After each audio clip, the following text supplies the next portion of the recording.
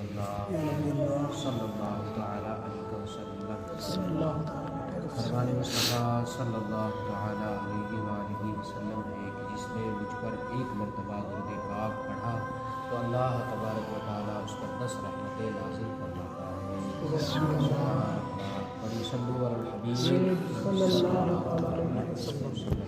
हमारा मुर्दे को दफन करने का बयान चल रहा था, जिनमें से हमने 6 चीज़ें समाअत कर ली थी। आज 7वीं चीज़ हम समाअत करेंगे। 7वीं चीज़ क्या है कि अब मिट्टी दी जाए। मुस्तहब ये है कि सिराने की तरफ से दोनों हाथों से 3 बार मिट्टी डालें, यानी पहली बार कहें मिन्हा खलकनाकुम, और दूसरी बार कहें वफ़ीहा नुईदुकुम, और तीसरी बार कहें वमिन्हा नुखरिजुकुम तारतन उखरा। यानी जब हम कब्र पे मिट्टी डालते हैं तो मिट्टी डालने से पहले हमें क्या 3 बार 3 मुट्ठियाँ मिट्टी डालें, सिरहाने की तरफ रख दें, कब्र के अंदर सिरहाने की तरफ रख दें, और पहली मुट्ठी लें तो उस पर कहें मिन्हा नुखरिजुकुम, यानी तुझे इस मिट्टी से पैदा किया गया था, तुझे इस मिट्टी नुखरिजुकुम यानी निकालना, खराजा नुखरिजु यानी होता है निकालना, मिन्हा नुखरिजुकुम तुझे इसी से निकाला गया था, तुझे इसी से निकाला गया था, वफ़ीहा नुईदुकुम और तुझे इसी में वापस लौटाया जा रहा है, वापस इसी में। दूसरी में होता है मिट्टी में का मतलब वफ़ीहा नुईदुकुम का मतलब तुझे अब मिट्टी में दोबारा मिलाया जा रहा है, तुझे इसी से निकाला था, अब तुझे इसके हवाले कर दिया। अब तीसरा जो है हाथ मिट्टी वाला, उस पे पढ़ना है वमिन्हा नुखरिजुकुम तारतन उखरा, और हम तुझे दोबारा जब रोज़े महशर जब हज़रत इसराफील अलैहिस्सलाम दोबारा सूर फूकेंगे तो तुझे इसी मिट्टी से दोबारा ज़िंदा करेंगे।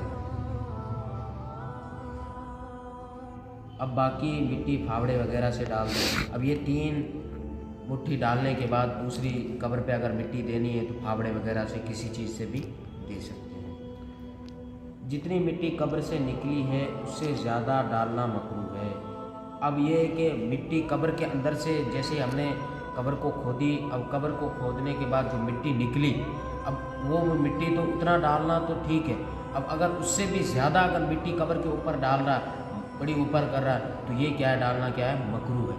तो ऐसा नहीं करना चाहिए। कब्र ऊँट के कोहान की तरह ढाल वाली बनाएं, जो कोटी यानी 4 कोनों वाली, जैसा कि आजकल तदफीन के बाद कुछ रोज़ अक्सर ईंटों वगैरह से बनाते हैं, ना बनाएं।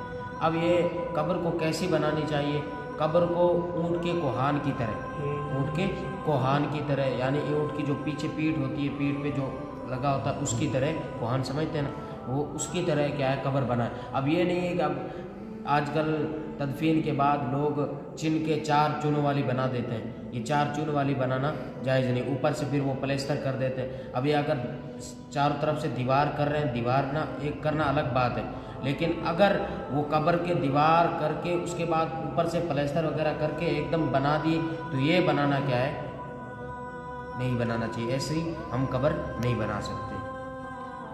कब्र 1 बालिश ऊंची हो या उससे मामूली ज़्यादा।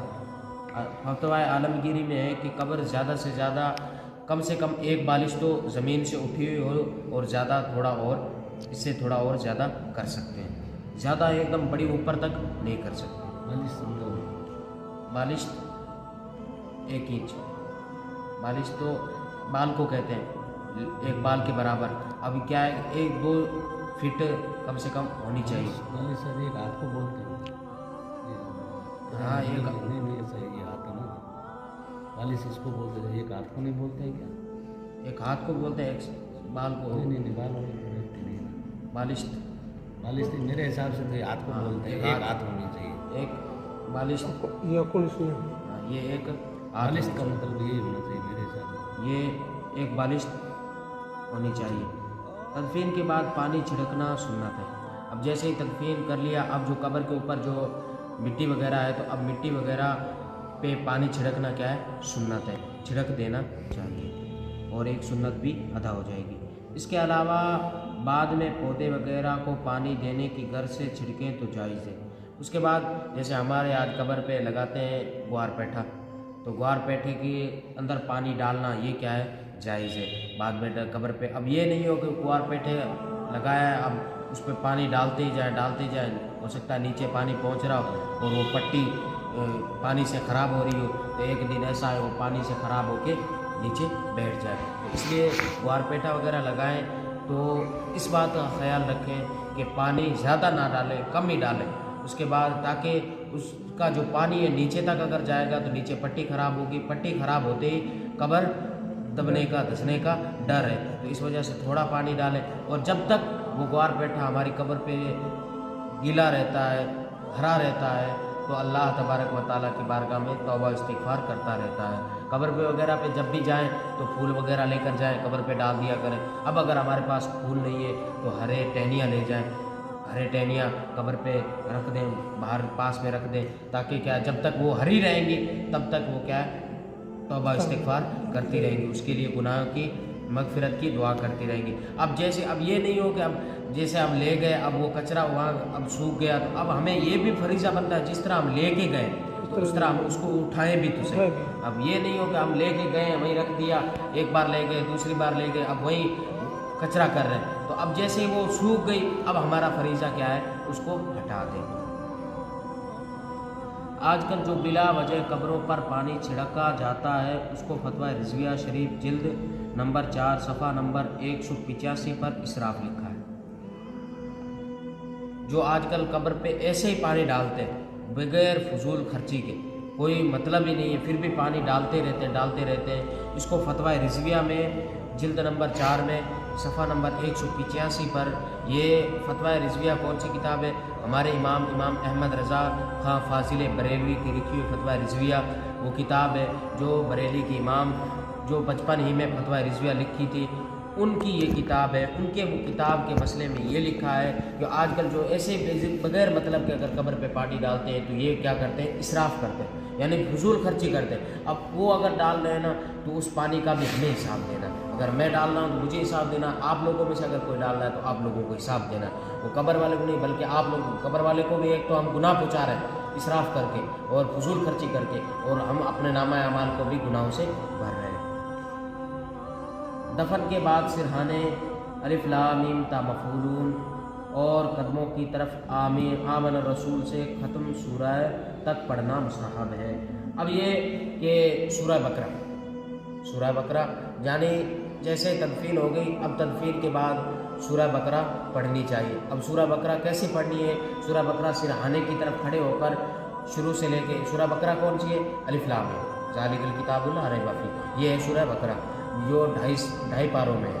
तो सूरह बकरा सिरहाने की तरफ खड़े होकर अलिफ लाम मीम से लेके हुमुल मुफ्लिहून उलाइका अला हुदम मिर रब्बिहिम व उलाइका हुमुल मुफ्लिहून, ये इतने तक क्या है सिरहाने की तरफ खड़े होकर पढ़ें। और आखिरी रुकू सूरह बकरा का आखिरी रुकू पैंती की तरफ आए और पाँव की तरफ आए, वहाँ खड़े होकर आखिरी रुकू पढ़ें। तलकीन करें कि कब्र के सिरहाने किबला रूह खड़े होकर अजान दें। अब ये कि उसके बाद जैसे सूरह बकरा पढ़ दी, अब सूरह बकरा पढ़ने के बाद अब हमें क्या देनी है? अजान देनी है। अब कब्र पे अजान कहाँ खड़े होकर देनी है? कब्र पर अजान सिरहाने की तरफ किबला मुँह होकर हमें क्या है? अजान देनी है। कब्र पर फूल डालना बेहतर है, जब तक तर रहेंगे तस्बीह करेंगे और मैयत का दिल बहलाएंगे। यानी कब्र वगैरह पे जो भी फूल वगैरह डालते हैं या हरे पत्ते डालते हैं, हरी टहनियाँ डालते हैं, पास में दरख्त लगाते हैं, तो ये दरख्त लगाना और फूल डालना, हरी पत्तियाँ डालना, ये क्या है?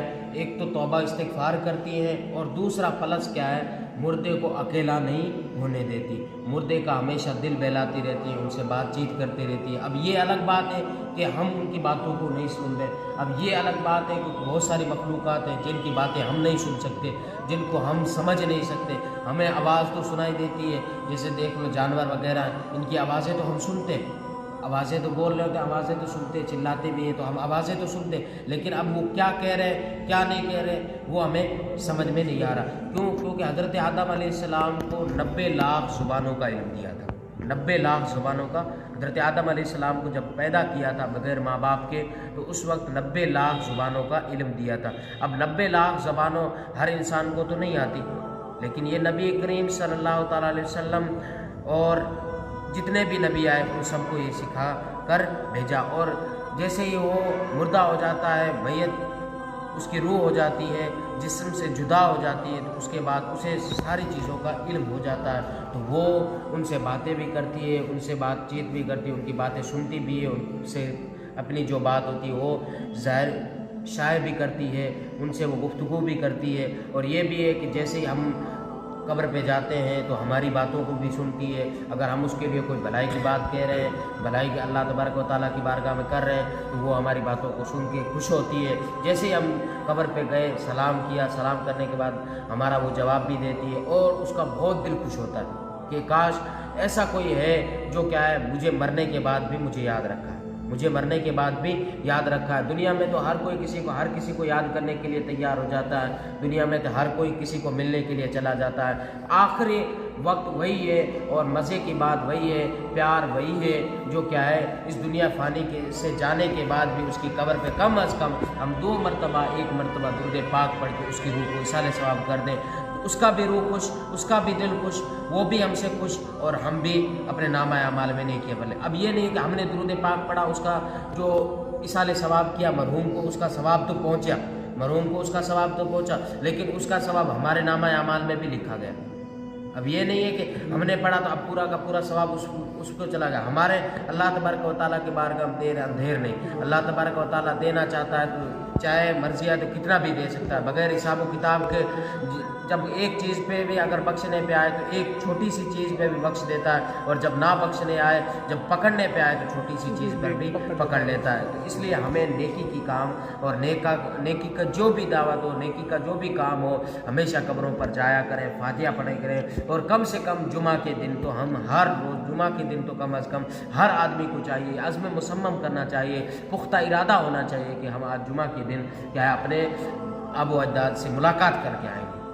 ہم دنیا میں رہتے ہیں تو ہر دن ملاقات کرنے کا سوچتے ہیں، ہر دن آپس کی رائے مشورے کرتے ہیں کہ ہاں کاش ہمارے جو بزرگ ہیں ان سے دعائیں لیا کریں، کیونکہ یہ بزرگ ہیں، یہ ان کی ادب اگر ہم ادب و احترام کریں گے نا تو یہ بزرگ ہمیں ادب و احترام کی نگاہ سے دیکھیں گے۔ جب ہم بزرگوں سے زبان درازی، بزرگوں سے لڑنا جھگڑنا، بزرگوں کے سامنے بولنا، جب ہم لوگ ایسا کریں گے نا تو بزرگ کہیں گے یہ تو میرا ادب نہیں کرتا تو میں اس کی کیوں ادب کروں، میں اس کو کیوں رسپیکٹ دوں۔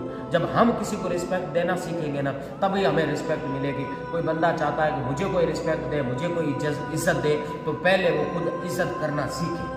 جب خود عزت کرنا سیکھ گیا تو انشاءاللہ وہ دوسروں کو بھی عزت دینا اور اس کو بھی دوسرے لوگ عزت دینا شروع کر دیں گے۔ اس لیے ہمیں بھی دوسروں کی عزت کرنی چاہیے، دوسروں کو ادب و احترام کے ساتھ بلانا چاہیے، جو ہم سے بڑے ہیں کوئی بھی۔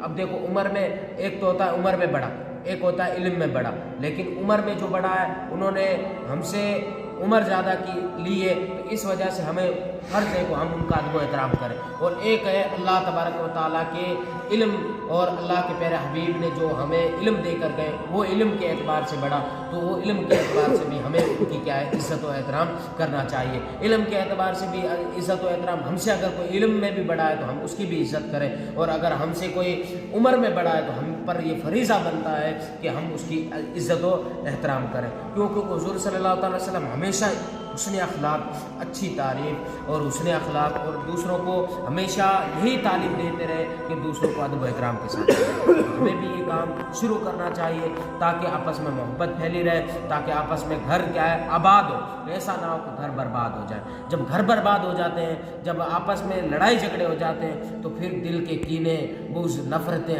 دوسرے لوگوں کو ادھر بڑھا دیا، بھڑکا دیا، ایسے بھڑکاتے بھڑکاتے کل قیامت آ جاتی ہے، موت آ جاتی ہے، لیکن بندوں سے معافی نہیں مانگ پاتے۔ کاش ایسا نہ ہو کہ ہمارا جو سانس ہو وہ آخری وقت ہو، ہمارا جو ٹائم ہو وہ آخری ٹائم ہو اور ہم کسی سے معافی نہ مانگ پائیں۔ بندہ سب سے برا وہی ہے جو مرنے کے وقت کسی کے دل میں کسی کا برا کر کے اور کسی سے معافی نہ مانگ پایا اور وہ مر گیا، تو کل حشر کے میدان میں بھی اس کے بارے میں سوال ہوگا۔ تو خدا را آج کے بعد ہم یہ عزم مصمم کریں، ہم نے کسی کا بھی دل دکھایا ہے، کسی کا بھی ہم نے اگر کوئی چیز پر بھی اگر ہم نے دل دکھایا ہے تو اس سے جا کر معافی مانگ لیں۔ معافی مانگنا حضور صلی اللہ علیہ وسلم کی سنت ہے، اگر ایک بار معافی مانگیں گے تو اللہ تبارک و تعالیٰ تمہیں 100 مرتبے اور نازل فرمائے گا، 100 عزتیں اور عطا فرمائے گا۔ معافی مانگنے میں کیا ہے؟ سوری اب سوری کہنے میں کیا، لیکن یہ لفظ تو کتنا چھوٹا، لیکن جیسے ہی اگر آپ میرے سے غلطی ہو گئی، میں اگر آپ کو سوری کہہ رہا ہوں، تو جیسے ہی اگر میں نے آپ کو سوری کہہ دیا تو آپ کے دل میں بہت بڑی محبت، اور یہ دل میں محبت کا ظاہرانہ انداز ہوا کہ کاش مجھ سے امام صاحب معافی مانگ رہے ہیں، اور میں اس لائق ہوں کہ امام صاحب نے اگر غلطی کی ہے تو وہ خود چل کے معافی مانگ رہے ہیں، تو مجھے معاف کرنا چاہیے۔ حضور صلی اللہ علیہ وسلم اگر کسی چیز، ہمیشہ صحابہ کرام کو یہ کہا کرتے تھے آپس میں معافیاں مانگتے رہا کرو، کیوں کون سا ٹائم آخری ہو اور اس دنیا فانی سے چلے جاؤ اور کسی سے معافی نہ مانگ پاؤ، پھر یہ کہو کہ کاش ایک بار ہم سے بول جاتا، ایک بار ہم سے گفتگو کر لیتا تو ہم اس سے بات کرتے، معافی مانگتے، ہمارے گناہوں کی معافی مانگتے۔ تو جب ہم گناہوں کی معافی کب مانگنا شروع کریں گے؟ جب ہم ابھی سے مانگنا شروع کر دیں گے نا، تو انشاءاللہ ہماری زندگی سنورتی ہوئی نظر آئے گی، آپس میں بھائی چارگی ہوتی ہوئی اختیار ہوگی۔ جب آپس میں بھائی چارگی اختیار کرنے کا یہی معاملہ ہے، ایک دوسرے کو معاف کرنا سیکھیں اور معافی مانگنا سیکھیں۔ مین مقصد معافی مانگیں اور معافی مانگنا سکھائیں اور معاف کرنا سیکھیں۔ معاف کرنا حضور صلی اللہ علیہ وسلم کی سنت ہے، تو اس لیے ہمیں بھی معافی اور معافی مانگنی اور معاف کر دینے والا دل بنانا چاہیے، تاکہ اللہ تبارک و تعالی ہماری دنیا اور ہماری آخرت سنوار دے، ہماری قبر کو بھی روشن فرما دے اور ہماری آخرت کو بھی روشن فرما دے۔ صلو علی الحبیب صلی اللہ تعالی علیہ وسلم۔